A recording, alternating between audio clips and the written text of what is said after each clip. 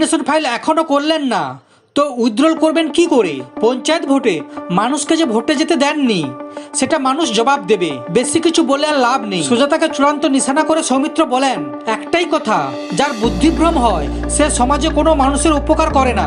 তাদের জবাব দেওয়াটা ঠিক না, আগে নমিনেশন ফাইল করুন, লড়াই করুন। জেলা পরিষদে যেভাবে ভোট চুরি করে জিতেছেন সেটা আগে জয়পুরের মানুষকে জবাব দিন। সমস্ত খবর দেখতে এই চ্যানেলের সঙ্গে থাকুন। ধন্যবাদ।